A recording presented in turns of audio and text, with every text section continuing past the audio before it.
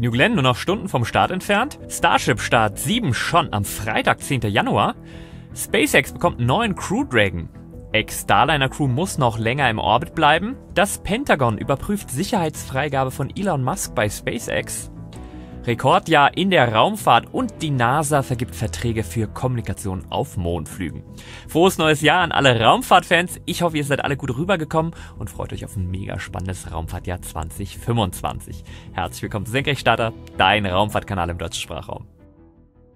Wurde nichts mehr mit einem Start 2024, aber kurz vor Neujahr erhielt Blue Origin die offizielle Startlizenz der amerikanischen Luftaufsichtsbehörde FAA für die New Glenn. Der Countdown für den ersten Flug der New Glenn Rakete steht nun unmittelbar bevor. Wenn ich diese Zeilen schreibe, gibt's noch kein offizielles Startdatum, aber Montag, der 6. Januar könnte es werden. Am 27. Dezember, da führte Blue Origin den lang erwarteten Static Fire Test der ersten Stufe der New Glenn durch. Die 7 BE-4-Triebwerke, die brannten volle 24 Sekunden. Davon liefen laut Blue Origin 13 Sekunden auf voller Leistung. Jeff Bezos, Gründer von Blue Origin, sagte dazu, der nächste Schritt ist der Start. Die erste Stufe der New Glenn, auch GS-1 genannt, wird von 7 BE-4-Triebwerken angetrieben, die flüssiges Methan und flüssigen Sauerstoff nutzen. Die BE-4-Triebwerke wurden bereits zweimal erfolgreich an der Vulcan-Rakete von ULA eingesetzt und arbeiten in einer sauerstoffreichen gestuften Verbrennung. Der Test, der fand auf dem Launch Complex 36 in der Cape Canaveral Space Force Station in Florida statt und diente als Validierung der Rakete, der Bodensysteme und der Startprozeduren. Vor dem heißen Test jetzt wurden unter anderem Betankungstests für beide Stufen, simulierte Countdowns und eine Testzündung an der Oberstufe an einem separaten Prüfstand durchgeführt. Die zweite Stufe der New Glenn nutzt 2 BE-3U-Triebwerke, die mit flüssigem Wasserstoff und flüssigem Sauerstoff betrieben werden. Blue Origin, das Raumfahrtunternehmen von Amazon-Gründer Jeff Bezos, zeigte sich 2024 deutlich kommunikativer, was die New Glenn betrifft. Trotzdem hält man sich zu den Startvorbereitungen aktuell bedeckt und ein offizieller Livestream, der wurde bislang nicht angekündigt. Klar, es ist ein Testflug und sollte etwas schief gehen, würden die Bilder weltweit kursieren, oft ohne den Kontext richtig zu erklären. Wäre gar nicht so ungewöhnlich, wenn wir keine Bilder des ersten Testflugs sehen würden, wobei ich fest davon ausgehe. Aber da sind wir natürlich einfach von der Berichterstattung von Testflügen von SpaceX verwöhnt.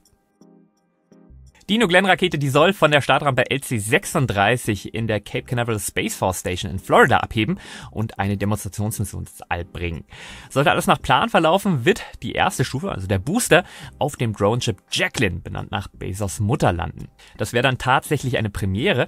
Noch nie hat eine Rakete auf ihrem Erstflug eine erfolgreiche Boosterlandung geschafft. Bislang hat nur SpaceX solche Landungen überhaupt demonstriert. Die erste erfolgreiche Falcon 9 Landung, die war im Dezember 2015, mehr als 5 Jahre nach deren Erstflug.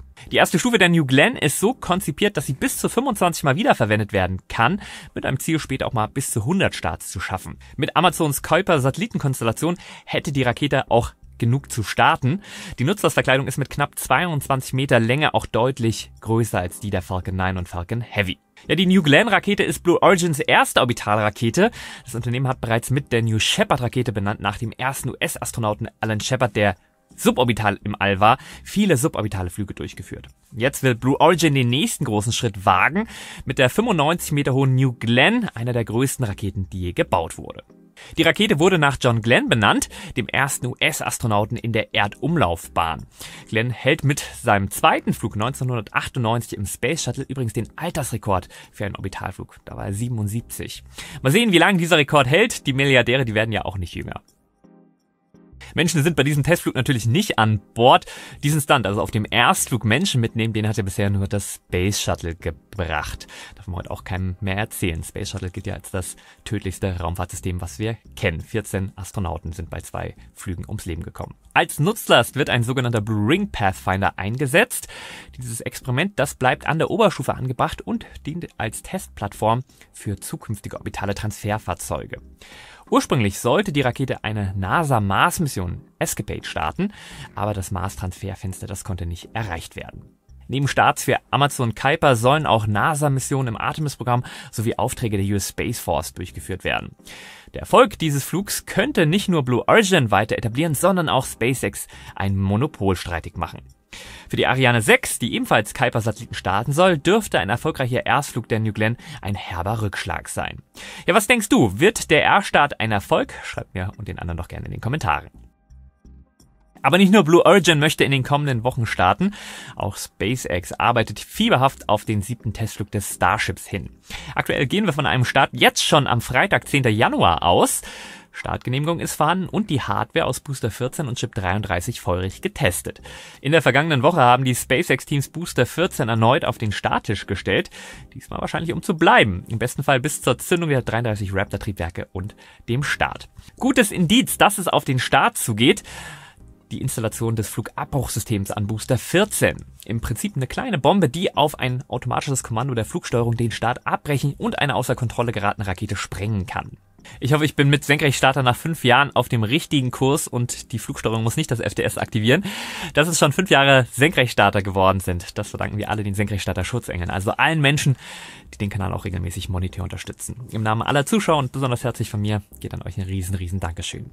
Ja, wenn auch du mithelfen möchtest, aktiv mithelfen möchtest, den deutschen Sprachraum für Raumfahrt zu begeistern, genau, dann findest du unter dem Video einen Link zur YouTube-Kanalmitgliedschaft. Vielen Dank.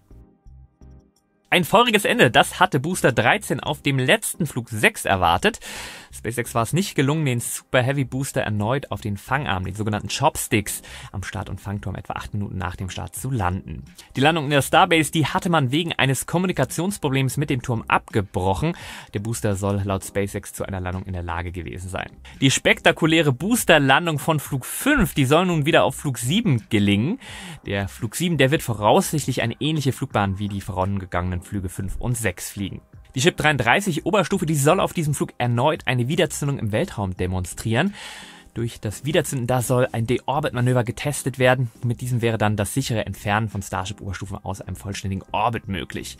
Das Ziel für die Landung der Oberstufe wäre erneut im Indischen Ozean, eine Stunde etwa nach dem Start. Sollte das gelingen, plant SpaceX danach also bereits auf Flug 8 eine Landung in der Starbase. Booster 15 für diesen 8. Flug, der wurde letzte Woche bereits Cryo getestet und würde nach dem Freiwerden der Startanlage dann voraussichtlich für Beginn der Feuerkampagne bereitstehen. Von der Massey's Testanlage, da ging es dann jetzt erst einmal zurück zum Bauplatz. Falls es euch jetzt unter den Fingern juckt, das mal aus nächster Nähe zu sehen, vielleicht sogar jetzt schon am Wochenende, macht es. Mein Video, wie man so eine Reise ganz easy macht, das verlinke ich euch unter dem Video. Pünktlich zu Weihnachten gab es von SpaceX übrigens ein Musikvideo, das die 33 Raptor-Triebwerke von Booster 14 zeigt. Mit der Schubvektorsteuerung hatte das Raptor-Team ein kleines Glockenballett einchoreografiert. Gut zu sehen hier die Triebwerke, die über eine Schubvektorsteuerung verfügen. Die 20 äußeren Triebwerke, die hier zum Schutz verpackt sind, können nicht geschwenkt werden. Weiter noch, sie können nur von der Startanlage gezündet werden. Nach der Abschaltung MICO vor der Stufentrennung, da können nur die inneren Triebwerke erneut gezündet werden, um dann die Flugbahn des Boosters zu drehen und auch die Landung durchzuführen. Da Neuigkeiten vom Starship aktuell die Berichterstattung über SpaceX dominieren, kann man leicht vergessen, dass die Hauptarbeit bei SpaceX ja vom Falcon-Team gemacht wird.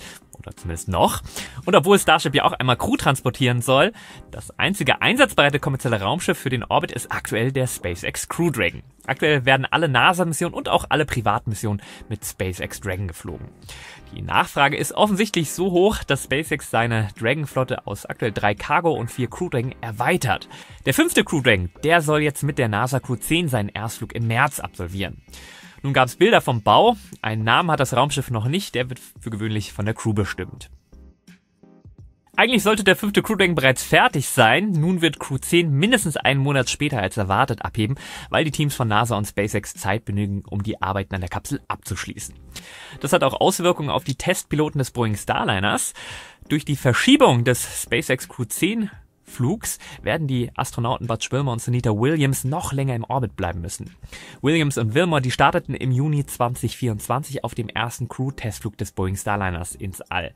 Auf ihrer Reise zur ISS traten technische Probleme mit dem Boeing Starliner auf und die NASA entschied sich, dass es zu riskant wäre, sie an Bord des Starliners nach Hause zu bringen.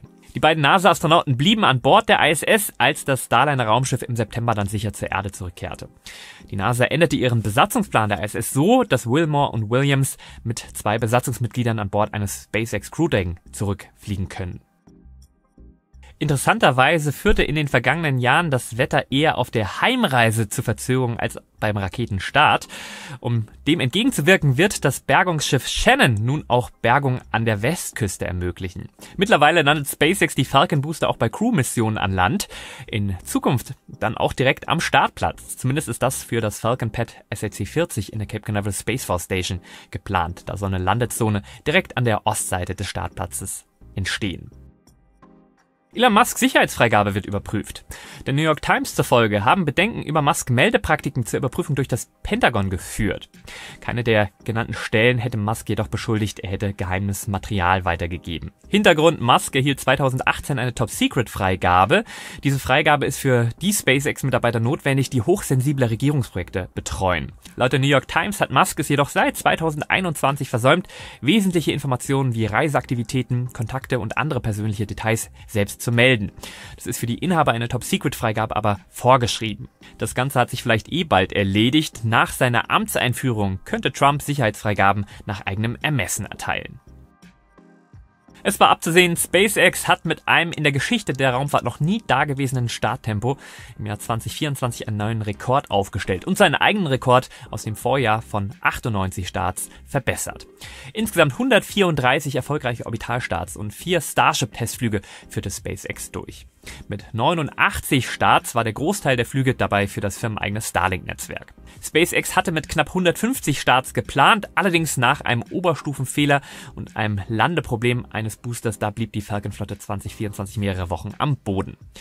Insgesamt wurden 2024 weltweit 259 Orbitalstarts durchgeführt. Das ist ein Plus von 17% gegenüber dem bisherigen Rekord vom Vorjahr 221 Starts. International sah das Bild folgendermaßen aus: 68 Starts hatten wir in China, 17 aus Russland, Japan hat 7-mal gestartet, Indien 5-mal, der Iran 4-mal, Europa 3-mal und Nordkorea 1-mal. Das bringt uns zu den Starts über die Feiertage.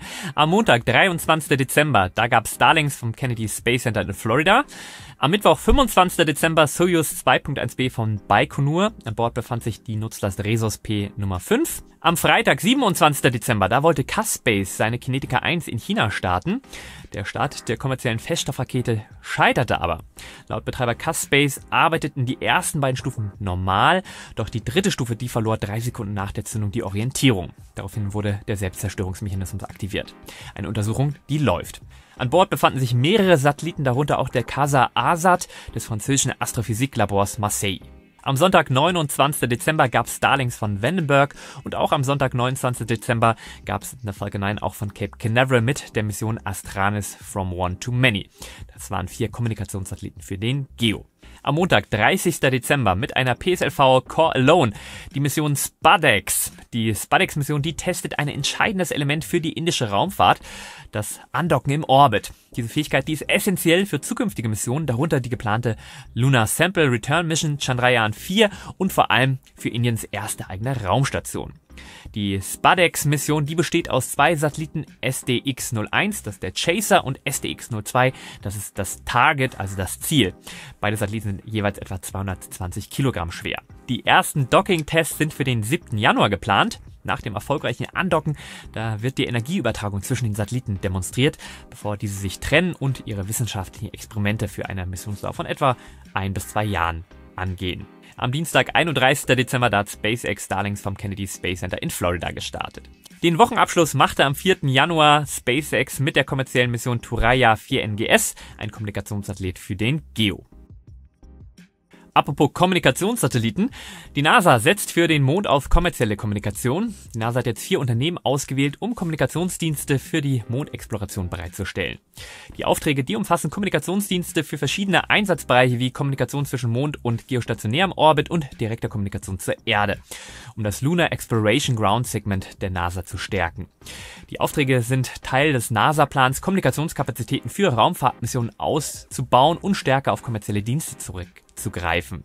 Die Agentur möchte den Übergang von den eigenen Tracking- und Data-Relay-Satelliten zu kommerziellen Lösungen beschleunigen. Der Gesamtwert der Near Space Network Dienstleistung, der beträgt maximal 4,82 Milliarden US-Dollar. Gerade im Jahr der ESA-Ministerratskonferenz, da müssen wir natürlich öfter mal über Geld sprechen. Zum Vergleich vielleicht mal Folgendes: Das größte ESA-Einzelbudget im letzten Jahr, das war das für Erdbeobachtung mit 2,4 Milliarden Euro. Meine Überleitung zur europäischen Raumfahrt. Die französische Raumfahrtbehörde CNES hat angekündigt, sie wolle als Ankerkunde für kommerzielle Mikroschwerkraftdienste fungieren. In einer CNES-Ausschreibung wird nach Plattformen, die Experimente in einer Mikrogravitationsumgebung ermöglichen sollen, gesucht. Die Plattformen, die sollen von 1 bis zu 30 Kilogramm aufnehmen können und ein Volumen von 1 Joule, also 10 mal 10 mal 10 Zentimetern, bis zu 1 Kubikmeter haben. Bei Missionsdauern von 1 Woche bis zu 6 Monaten sollen Druck- und drucklose Konfigurationen möglich sein. Ebenso der Rücktransport von Experimenten zur Erde, der soll möglich sein. Die ESA, die hatte ja im Mai 2024 Thales Alenia Space und The Exploration Company für kommerzielle Frachtprogramme ausgewählt. 2024 ist ja leider wieder ohne deutsche Starts verlaufen. Ich halte euch da auf dem Laufenden, wenn es da was Neues gibt. Die Starts der kommenden Woche leider auch wieder ohne deutsche Starts. Vielleicht am Montag, 6. Januar, Jungfernflug New Glenn von Blue Origin aus Florida.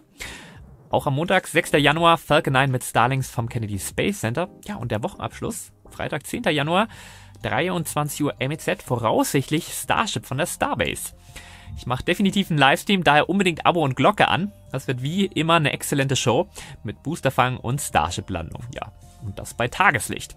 Ich hoffe, die News, die haben dir wieder gefallen. Wenn ja, den Like nicht vergessen. Die Raumfahrt ist mega spannend gerade. Unser ganz persönlicher Apollo-Moment. Ich würde sagen, bis zum nächsten Mal. Immer schön senkrecht bleiben. Dein Mo.